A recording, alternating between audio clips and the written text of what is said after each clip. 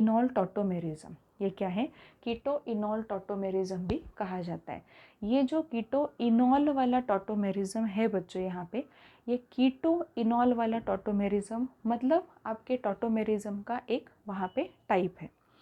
Tautomerism को rapid equilibrium के में ये दो फॉर्म्स होते हैं, ये कहा, तो इसे डायनामिक टॉटोमेरिज्म भी कहा जाएगा। बिकॉज देखो अब यहाँ पे, यहाँ की अगर हम बात करें, इस पर्टिकुलर स्ट्रक्चर की अगर हम बात करें, तो यहाँ पे आपको दिखाई दे रहा है कि बीच में मैंने कुछ एरो दिए हैं। एरो का मतलब क्या होता है ये भी समझ लो, बिकॉज ये जो सेकेंड वाली लाइन है ये समझने के लिए एरो आपके लिए इम्पॉर्टेंट रहेंगे। ये जो स्ट्रक्चर है कीटो फॉर्म कन्वर्ट होता है कीटो इनॉल फॉर्म में, बट कीटो इनॉल फॉर्म में तुरंत कन्वर्ट होता है कीटो फॉर्म में। रैपिड इक्विलिब्रियम, दोनों भी एक दूसरे का इक्विलिब्रियम वहाँ पे एडजस्ट करते हैं, ठीक है। अब यहाँ पे क्या दिखाई दे रहा है आपको, ये यहाँ पे कीटो फॉर्म था, इसका कीटो इनॉल बन गया। आप बोलोगे यहीं पे रुक जाएगा क्या, नहीं, it is a rapid equilibrium, equilibrium आना चाहिए। ये तुरंत फिर से कीटो फॉर्म में कन्वर्ट होगा, फिर से कीटो फॉर्म कन्वर्ट होगा कीटो इनॉल फॉर्म में। एंड ये जो पर्टिकुलर यहाँ पे मिक्सचर है, यही मिक्सचर है आपके टॉटोमर्स का। कहा है ना कि मिक्सचर ऑफ टू और मोर स्ट्रक्चरली डिस्टिंक्ट मॉलिक्यूल। मॉलिक्यूल कौन सा है, बेसिकली मॉलिक्यूल आपका है प्रोपैनोन, एसीटोन, बट वो कौन से फॉर्म में, कितने फॉर्म्स में आपको मिल रहा है, दो फॉर्म्स में मिल रहा है मिक्सचर में।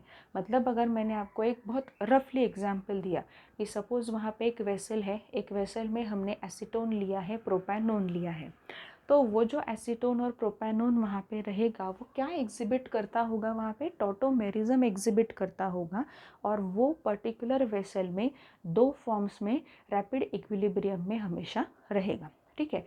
अब 12th में आगे जब जाओगे तो स्टेबिलिटी ऑफ द फॉर्म्स, इस पे भी डिस्कशन होगा कि whether keto form is more stable, whether keto enol form is more stable, वो डिस्कशन बाद में होता रहेगा। बट राइट नाउ टॉटोमेरिज्म का पार्ट आपको समझ में आया होगा, और ये पूरा देख के तो ये भी समझ में आया होगा कि proton shift takes place, proton shift यहाँ पे हो सकता है। अब ये जो मैंने यहाँ पे बताया आपको, ये बताया था कीटोन के बारे में। मैंने कहा भी है आपको कि अल्डिहाइड जो होते हैं उसमें भी ये सेम हो सकता है। अब आप बोलो कि अल्डिहाइड में कैसे होगा, यहाँ पे हम देख लेते हैं। चलो, जो अल्डिहाइड ऐसे होते हैं कि जिसमें अल्फ़ा हाइड्रोजन का प्रेजेंस होगा, वही अल्डिहाइड्स टॉटोमेरिज्म यहाँ पे शो कर पाएंगे। अदरवाइज मैंने एग्जाम्पल दिया आपको, फॉर्मल्डिहाइड, फॉर्मल्डिहाइड में कोई भी अल्फ़ा कार्बन नहीं है, इसलिए अल्फ़ा हाइड्रोजन भी प्रेजेंट नहीं है। हम बात करते हैं यहाँ पे एसीटाल्डिहाइड की। देखो ये है यहाँ पे एसीटाल्डिहाइड, ये एसीटाल्डिहाइड का एग्जाम्पल दिया। अब सीधे से लिखना है आपको, ये टॉटोमर इसका लिखना है, इसका दूसरा डिस्टिंक्ट फॉर्म आपको लिखना है। कैसे लिखोगे, बहुत ही सिंपल है। देखो ये हाइड्रोजन को इस ऑक्सीजन की तरफ छोड़ दो, क्योंकि उन दोनों के बीच में फोर्स ऑफ अट्रैक्शन होगा। एक्चुअल में ऐसा नहीं है, ये मैं बता रही हूँ आपको ये कैसा होता है। टॉटोमेरिज्म जो होता है ना, वो बेसिक मीडियम में हो जाता है। वहाँ पे टॉटोमेरिज्म कौन से मीडियम में होता है, हमेशा बेसिक मीडियम में कैरी होता है। टॉटोमेरिज्म वहाँ पे बेसिक मीडियम में होता है, तो वो जो OH माइनस है ना, वो OH माइनस हाइड्रोजन को लेके बाहर निकलता है, फिर वो मैकेनिज्म का पार्ट है। बट अभी के लिए मैं आपको याद रखने के लिए ये चीज़ बता रही हूँ कि हाइड्रोजन को इस तरफ शिफ्ट करो, और ये जो डबल बॉन्ड है, ये डबल बॉन्ड यहाँ पे शिफ्ट करो। देखो किस तरीके से आपको स्ट्रक्चर मिलेगा, डबल बॉन्ड यहाँ पे आ गया, ये OH और यहाँ पे H, ठीक है। तो ये आपको समझ में आया होगा। ये यहाँ पे कीटो फॉर्म, ये कीटो इनॉल फॉर्म। अब आप बोलोगे मैडम ये थोड़ी ना कीटोन है, कीटोन नहीं है, बट कीटोन वाला ग्रुप तो प्रेजेंट है, CO, ये ग्रुप तो प्रेजेंट है, तो इसे कीटो फॉर्म ही कहा जाएगा और इसे कीटो इनॉल फॉर्म कहा जाएगा। अब हमारा लास्ट टास्क यहाँ पे क्या बचा है, बोलो आप लोग। लास्ट टास्क जो हमारा बचा है वो ये है कि हमें मॉलिक्यूलर फार्मूला जो है, वो मॉलिक्यूलर फार्मूला सेम है या नहीं ये देखना है, because we are in a structural isomerism part, ठीक है। अब यहाँ पे देखो, ये स्ट्रक्चर में कार्बन कितने हैं, 2, C2, हाइड्रोजन कितने हैं 4, C2H4O दिखाई पड़ रहा है, C2H4O। इस स्ट्रक्चर में देखो C2 हाइड्रोजन कितने हैं 4 और O, मतलब बेसिक रिक्वायरमेंट कंप्लीट है। टॉटोमेरिज्म या आइसोमेरिज्म ही है, ये समझ में आ गया। ठीक है, तो ये है टॉटोमेरिज्म का पार्ट। जो भी पॉइंट्स आपके टेक्स्ट बुक में नहीं है वो भी पॉइंट्स मैंने आपके साथ डिस्कस किए हैं about tautomerism, because I thought tautomerism is one of the most important part of और type of structural isomerism when you study any of the reaction mechanism। Reaction mechanism पढ़ते वक्त जैसे हमें आगे देखना ही है अभी कि इलेक्ट्रोफाइल न्यूक्लियोफाइल क्या होते हैं, ठीक है, उनके कंसेप्ट्स देखने हैं, वो कैसे अटैकिंग रिएजेंट की तरह वहाँ पे एक्ट करते हैं, ये सब देखना है। बट उसके साथ साथ ये कुछ आइसोमेरिज्म के पार्ट्स भी क्लियर होने चाहिए। ये स्पेसिफिकली आपको कहाँ मिलेगा बच्चों पता है? ये आपको मिलेगा I think aldol condensation, cross aldol condensation, self aldol condensation, ये जो है ना यहाँ पे आपको इस तरीके के फॉर्म्स बीच में मिलते हैं। ठीक है, वो फॉर्म्स फिर आप बोलोगे कि ये कीटो इनॉल फॉर्म है, इस तरीके का फॉर्म है, फिर आपको याद आना चाहिए कि किस तरीके से वो वहाँ पे होता होगा। मतलब रिएक्शन मैकेनिज़्म काफ़ी अच्छी तरीके से समझने के लिए आपको टॉटोमेरिज्म समझना इम्पॉर्टेंट होगा। टॉटोमेरिज्म के कुछ पॉइंट्स ऐसे हैं कि वो पॉइंट्स आपके 11 के टेक्स्ट बुक में मेंशन नहीं किए, मैंने आपको वो बताए हैं। ठीक है, जैसे अल्फ़ा हाइड्रोजन क्या है ये पहले एक्सप्लेन करना इम्पॉर्टेंट था, वो मैंने आपको कर दिया। Alpha hydrogen is that hydrogen which is attached to alpha carbon. Now what is alpha carbon? Alpha carbon is that carbon which is just adjacent to the functional group. ठीक है, और एक पार्ट ऐसा भी है यहाँ पे कि उन्होंने कहा है कि tautomers they are in a rapid equilibrium with each other. बिल्कुल करेक्ट है, इसे डायनामिक इक्विलिब्रियम भी कहा जाता है। कुछ बुक्स में आप ये भी पढ़ोगे कि it is named under dynamic equilibrium, तो ये डायनामिक इक्विलिब्रियम भी है।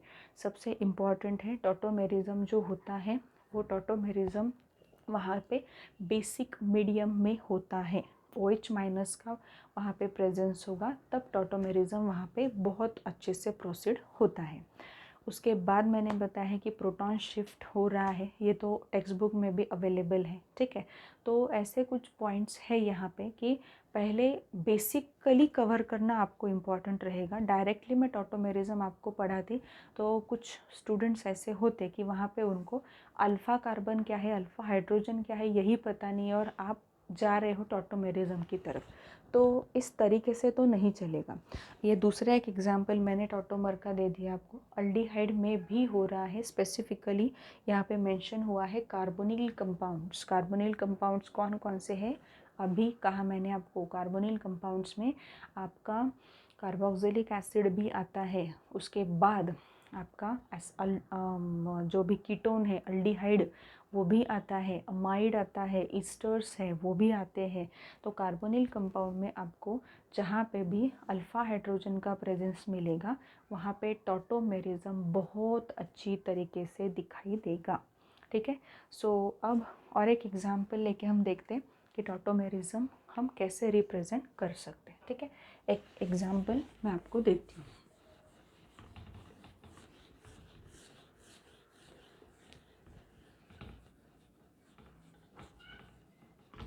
अब देखो एक एग्जांपल और,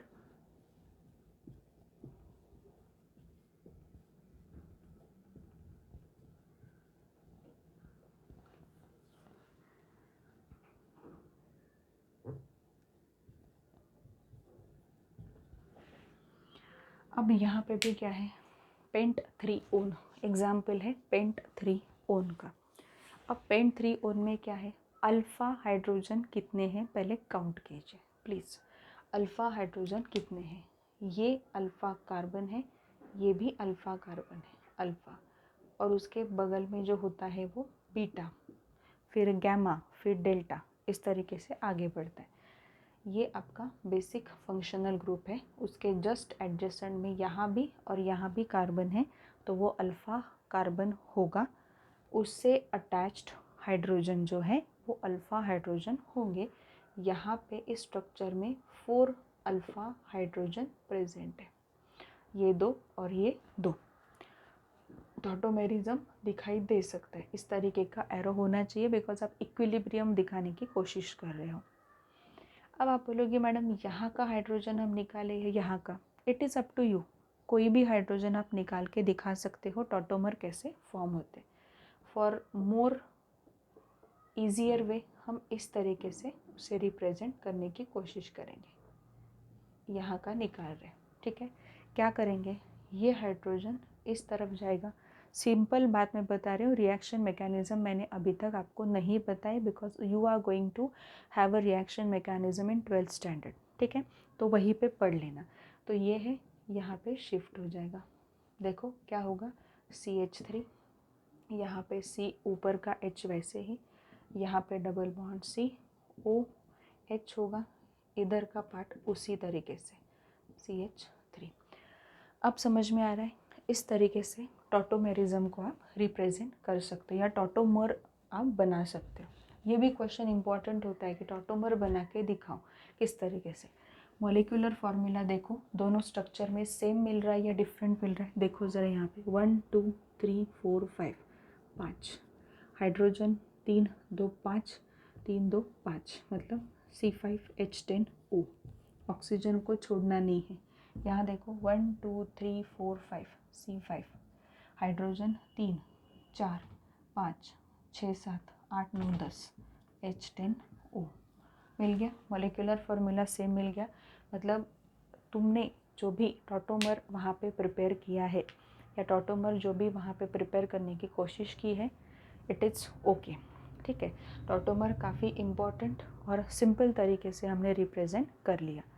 इसी तरीके से कीटोन अल्डिहाइड में, जिस अल्डिहाइड में अल्फ़ा हाइड्रोजन का प्रेजेंस हो, उसी अल्डिहाइड की मैं बात कर रही हूँ। तो उसमें भी इस तरीके से टॉटोमर प्रिपेयर करके देख लीजिए, काफ़ी सिंपल है, ठीक है। तो आज हमने यहाँ पे कवर किया है स्ट्रक्चरल आइसोमेरिज्म, हमारा कंप्लीट हो गया। और बच्चों और एक पॉइंट है, यहाँ पे मैंने एक शीट आपको असाइनमेंट एज असाइनमेंट दी थी। उस असाइनमेंट में IUPAC प्लस आइसोमेरिज्म ये दोनों भी थे वहाँ पे, ठीक है। तो अभी तक तो IUPAC तो कंप्लीट हुआ ही होगा आपका। मैं मतलब टेकन फॉर ग्रांटेड ले रही हूँ कि IUPAC के क्वेश्चंस आपने कंप्लीट किए होंगे। एक बार फिर से आइसोमेरिज्म के क्वेश्चंस देख लो। वो क्वेश्चंस में अगर कुछ प्रॉब्लम आ रहा है तो मुझे पूछो, ठीक है। तो आइसोमेरिज्म, स्ट्रक्चरल आइसोमेरिज्म यहाँ पे हमारा कंप्लीट हो गया। अब हम आगे जो देखने वाले हैं वो काफ़ी इम्पॉर्टेंट पार्ट है for organic reaction to be studied in 12th standard with ease, ठीक है। तो वहाँ पे रिएक्शन मैकेनिज़्म में जो जो वर्ड्स यूज़ होते हैं, जैसे हम ये बोल सकते हैं कि थेरोटिकल बेसिक है ये ऑर्गेनिक रिएक्शन का। सबस्ट्रेट यूज़ करते हैं हम, रिएजेंट यूज़ करते हैं, न्यूक्लियोफाइल यूज़ करते हैं, इलेक्ट्रोफाइल यूज़ होता है, न्यूक्लियोफिलिक सेंटर है, इलेक्ट्रोफिलिक सेंटर है। ये एग्जैक्टली क्या है ये हम आगे के लेक्चर में देखेंगे। उसके बिल्कुल नेक्स्ट इसमें बॉन्ड क्लीवेज जो है उसके लेक्चर स्टार्ट हो जाएंगे। बॉन्ड क्लीवेज मतलब क्या, आपको पता है कि ऑर्गेनिक मॉलिक्यूल अगर आप देखते हो तो ऑर्गेनिक मॉलिक्यूल में बेसिकली कोवैलेंट बॉन्ड होता है and bond breaking, bond formation is the normal way of formation of any compound, ठीक है। Whether it may be ionic compound, whether it may be organic compound और covalent compound.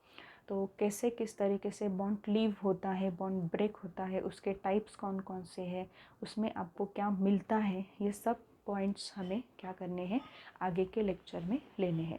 तो wish you all the best. IUPAC complete हुआ है। Isomerism बहुत detail में मैंने पढ़ाया है वहाँ पे। ये हो सकता था कि 1-2 लेक्चर में भी वहाँ पे वाइंड अप हो सकता था छोटे छोटे लेक्चर्स करके, बट ऐसा नहीं है। मेटामेरिज्म, टॉटोमेरिज्म अच्छे से मैंने यहाँ पे आपको पढ़ाया है। आइसोमेरिज्म में हमने स्ट्रक्चरल आइसोमेरिज्म देखे हैं, chain, position, functional, metamerism, tautomerism. क्या क्या पॉइंट्स इंपॉर्टेंट है अच्छे से समझ लो। चेन आइसोमेरिज्म में क्या इंपॉर्टेंट है, चेन आइसोमेरिज्म में हमें ये चीज़ पता है कि पेरेंट चेन जो है उसमें आपको क्या मिल जाता है, चेंज मिल जाता है, तो वो बन जाता है chain isomerism with the same molecular formula. Next है पोजीशन आइसोमेरिज्म। पोजीशन आइसोमेरिज्म जो होता है, तो पोजीशन आइसोमेरिज्म में सेम फंक्शनल ग्रुप होता है, बट फंक्शनल ग्रुप की जो पोजीशन है along carbon chain is different, hence it is termed as a position isomerism. Functional group isomerism, functional group isomerism में की पॉइंट काफ़ी इंपॉर्टेंट है कि फंक्शनल ग्रुप्स जो होते हैं वो डिफरेंट होते हैं, जैसे अल्कोहल ईथर, अल्डिहाइड कीटोन, ठीक है।